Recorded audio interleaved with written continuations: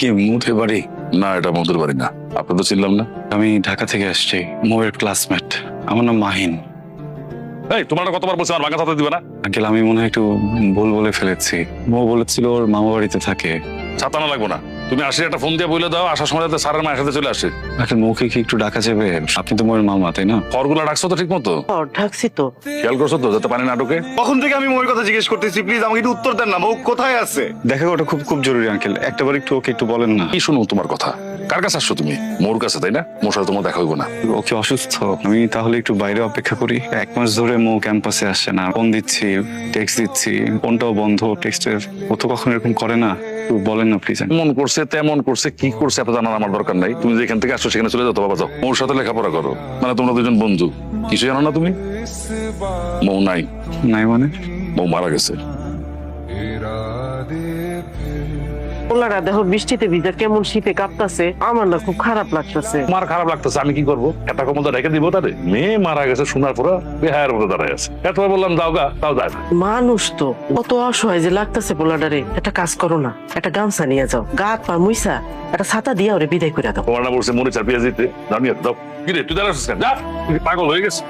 বৃষ্টিতে দাঁড়া ভিজলে কি তোমার কাছে মৌ চলে আসবে? তুই মৌরে পায়ে যাবা। আঙ্কেল, আসার সময় আমার মোবাইল আর মানিব্যাগটা চুরি হয়ে গেছে। যেতে গেলে একটু পরে তো রাত হয়ে যাবে। আমার না এখান থেকে যেতেও ইচ্ছা করছে না। মনে হচ্ছে যে ও আমার আশেপাশেই আছে। একটু থাকি না আজকে রাতটা, কালকে সকালে চলে যাব। এক কাজ করো, দিনে আবার থাকতে থাকতে চলে দাও। সন্ধ্যা হইলে কিন্তু বিপদে পড়ে যাও। এই 500 টাকা রাখো, রাখো হাত ধরো। বাজারের পাশে মাছের কিন আছে, ওখানে যাও গিয়ে টাকা চলে যাও। মোর কি হয়েছিল? মোর কি হয়েছিল সেটা আমারও জিজ্ঞেস করতেছো কেন? মোরে যা জিজ্ঞেস করো। আপনি আমাকে বলবেন মোর খবরটা কোথায়?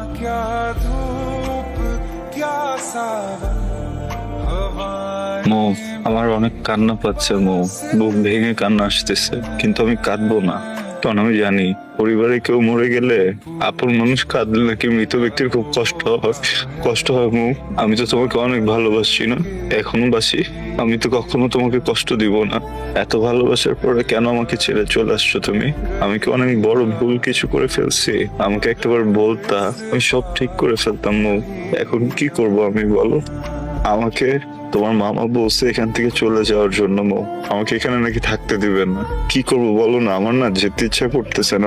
আমার এখানে খুব আরাম লাগতেছে জানো। আমার মনে হচ্ছে তুমি আমার পাশে বসে আছো। আমি যদি জোর করে এখানে থাকি, তোমার মামার সাথে চিল্লাচিল্লি করি, তুমি কি খুব কষ্ট পাবা? আমি না কোথাও যেতে চাই না মৌ। তুমি কি আমার কথা শুনতে পাচ্ছ মৌ? তুমি কি একবার আমাকে একটু স্পর্শ করতে পারবা মৌ? আমার না কেন যেন বিশ্বাস হচ্ছে না, বুঝছো?